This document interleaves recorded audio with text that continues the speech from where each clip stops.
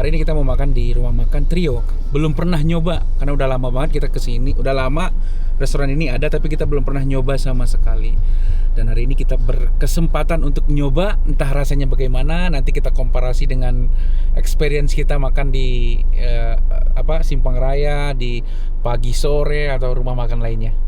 Sederhana misalnya. Nah, kita mau nyoba restoran Trio yang versi restoran ini. Kita coba.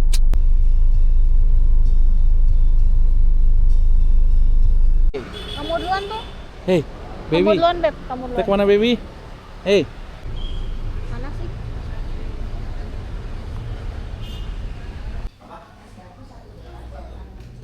Beb minta es teh tawar. Itu teh tawar. Oh, es teh.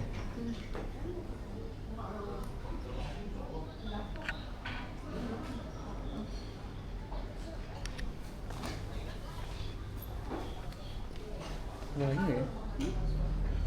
Oh, mau soto. Soto enggak.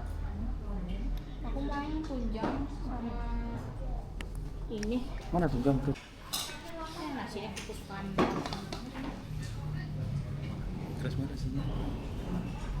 Juga sayang. Bukan kesukaan aku, Beb. Aku nggak suka juga nasi kayak gini. Tanpa makan. Iya. Nih yang kasih ke aku ya.